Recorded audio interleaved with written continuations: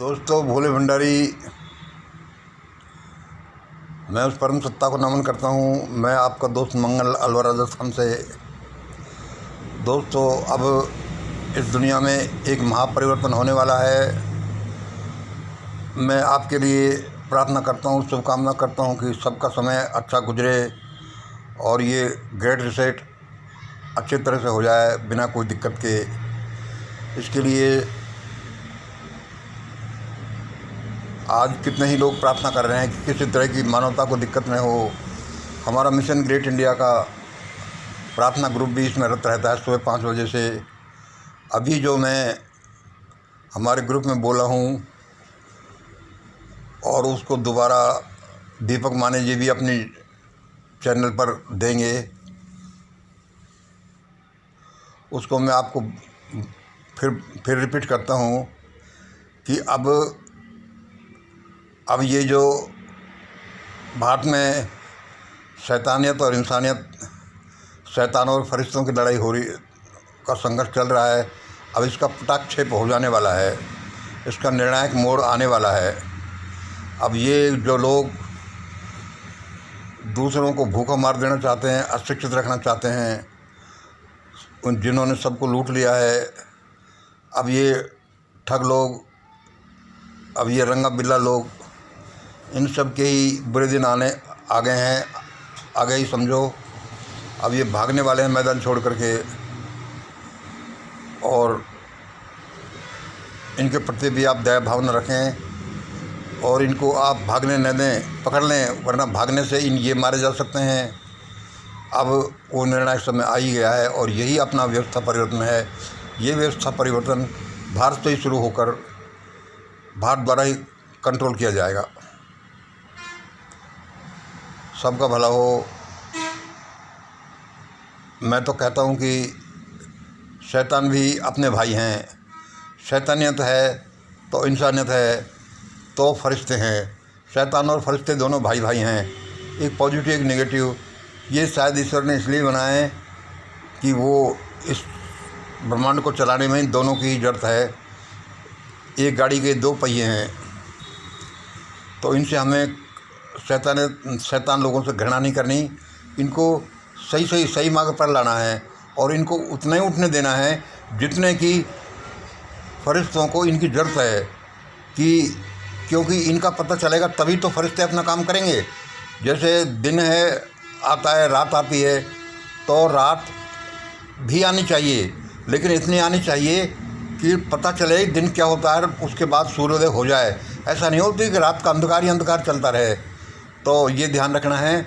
और इन लोगों की अब नानी याद आने वाली है। ये भागने वाले हैं, इनको सब अपने कर्मों का फल भुगतने वाला है। ईश्वर यहाँ पर बैठा है सबके सामने, ईश्वर प्रत्यक्ष है और अब दुनिया में बड़ाई का अद्भुत संसार का उदय होने वाला है, जैसा इस मानवता ने, इस पृथ्वी ने कभी नहीं देखा, इस सौर प्लेनेट ने कभी नहीं देखा। ऐसा आने वाला है जिसमें सभी को, जिनको भी यहाँ जीवन मिला है, उनके लिए सभी को खाना मिलेगा, सभी को घर मिलेगा, सभी को शिक्षा मिलेगी, सभी को सम्मान मिलेगा, सभी को स्वास्थ्य सेवाएं मिलेंगी और सबको यूनिफॉर्मली मिलेंगी। यूनिफॉर्मली का मतलब ये नहीं है कि कोई आलसी है और काम नहीं करता, चोर है, लफंगा है, उसको वैसे दे दिया जाए। अपनी अपनी योग्यता के अनुसार मिलेंगी, अपने कोई जन्म के अनुसार नहीं कि कोई यहाँ पैदा हो गया तो पवित्र हो गया, यहाँ पैदा हो गया तो उसको अफसर बनना है, और यहाँ पैदा हो गया तो बेचारा झाड़ू लगाता फिरे। ये सब समाप्त होने वाला है और भारत में अब बस एक तरह के आदमी रहेंगे, भारतीय। कोई किसी का कोई जातिवादी नहीं रहेगी। सब अपनी आवश्यकताएं पूरी होंगी और सारी दुनिया में अब नॉनवेज लोग छोड़ देंगे। कोई भी नॉनवेज नहीं मिलेगा, नॉनवेज वाला आदमी नहीं मिलेगा।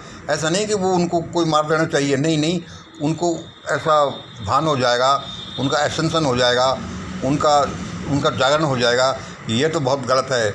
जब हम अपने मूक पड़ोसी जीवों के लिए, भाई बंधुओं के लिए, जानवर, पशु पक्षी, इनके प्रति क्रूर होंगे, उनको काट कर खाएंगे, तो हमारे साथ भगवान क्या करेगा? क्योंकि वे भी तो उसी के बच्चे हैं। तो ये सबसे ज़्यादा ध्यान रखें। पूरी दुनिया में अब वेजिटेरियन का चलन होगा, पूर्ण वेजिटेरियन दुनिया बनेगी। फिर ईश्वर भी बड़े ऐसी अनुकंपा करेगा कि वो उसके आशीर्वाद दुनिया पर बरसेंगे और ये ज़मीन है जो धन धान्य से परिपूर्ण होगी। इसमें इतने धन धान्य मेवा मिष्ठान का भंडार होगा, पृथ्वी के गर्भ से रत्नों का भंडार फूट पड़ेगा कि मानवता निहाल हो जाएगी और ये हज़ारों साल तक चलेगा। आप देखते जाइए।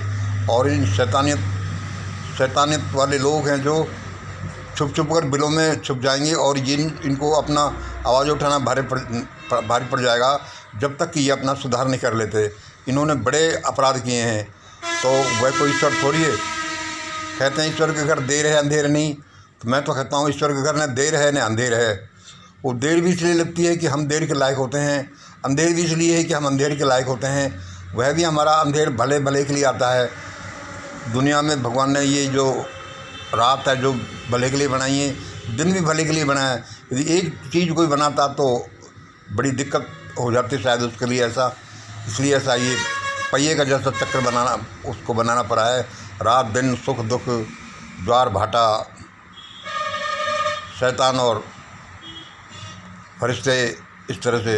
इसलिए दोस्तों अब ये ठग जोड़ी, अब ये लुच्चे लम्हे बदमाश सबकी नानी याद आने वाली है और इनके प्रति क्रूर मत बनिए, बस इनको माफ़ कर दीजिए दूर से, वरना ये मारे जाएंगे बुरी तरह से। क्योंकि इनको भी क्या पता, और इनके बच्चों का क्या दोष है, इन बेचारी घरेलू औरतों का क्या दोष है। उनको क्या, बस इतना ही जिस ईश्वर ने जहाँ जिसको पैदा कर दिया। अब उनके पूर्वज क्या कर गए या उन लोगों ने क्या कर दिया उनको इसका पता नहीं है, उनका कोई दोष भी नहीं है। तो उनके लिए ये इन सब पाप के लिए जिम्मेवार ठहराना मैं समझता हूँ बहुत बड़ी बेवकूफ़ी है और हम ऐसा नहीं करना चाहिए। सब भाई भाई हैं, सब इस दुनिया में जिए। देखो परमात्मा की दुनिया में उसने कितना यहाँ पर कैसे इंतज़ाम कर रखे हैं मानव के लिए, हर एक जीव के लिए, कीड़े मकड़ों के लिए, ये हवा पानी, ये सूर्य चंद्रमा, ये तारे, ये पता नहीं क्या क्या विभिन्न प्रकार के कितना प्रकाश आना है, किस हिसाब से आना है। फिर उसने पृथ्वी के अंदर पेट्रोल बना दिया, गैस बना दी, उसको पता है कि उसके बच्चों को चाहिए और कब से इंतज़ाम कर दिया है। और ऐसे ऐसे हज़ारों इंतज़ाम उसने किए हैं कि जिनका हमें पता ही नहीं है। तो हम उस ईश्वर के प्रति धन्यवाद से भरे रहूं हमेशा, और वो बच्चों को भला ही भला करता है। चाहे हमको ऐसा लगता है कि वो हमारे साथ तो बड़ी जाती हो रही है, लेकिन ये जो टर्मोइल से आ रहा है ये भी भले भले के लिए है, ये अपने असंसन के लिए है। ये मानवता पर बड़ी चपत है, मानवता को बड़ी मार है। ये मार खाकर अब मानवता जागृत होगी और ये अपने विशेष डायमेंशन में चली जाएगी। कोई कहता है 5th डायमेंशन में जाएगी, कोई कहता है 6th 7th 11th, इस तरह से जो है मतलब उच्च अवस्था में ये आगे से आगे बढ़ती जाएगी। और हम भी उसी दिन का इंतज़ार कर रहे हैं और हम पर भगवान को पक्का भरोसा है। ध्यान प्रार्थना में आप लगे रहिए, अपने अच्छे कर्म में, अपने जो काम भगवान ने दिया उसके अनुसार, और वह हमारी योग्यताओं के अनुसार वो काम देता है। और अब बहुत अद्भुत घटनाएं घटने वाली हैं। भगवान सबका भला करे, किसी का भी जीवन नष्ट नहीं हो, किसी को भी बड़ी भयानक परेशानियों में नहीं डलना पड़े, इसी के लिए हम प्रार्थना करते हैं। और हमारा सारा प्रार्थना ग्रुप इसी में रहता है कि इसी उद्देश्य में कर भला सो हो भला। तुम औरों का भला करोगे तो तुम्हारा भला हो जाएगा।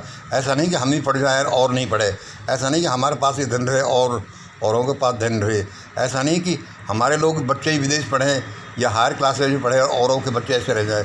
जिन्होंने ऐसा किया है उनके सबके ही हंटर पढ़ने वाले हैं, सब चिल्लाने वाले हैं और सब देखना आगे से आगे वो सारा काम करेंगे, उन सारे नियम कानूनों को इम्प्लीमेंट करेंगे भारत धरा पर जो होने चाहिए। और ये सबकी रज़ा से होगा, ईश्वरीय रज़ा से होगा। बहुत बहुत धन्यवाद दोस्तों। जय हिंद, जय भारत।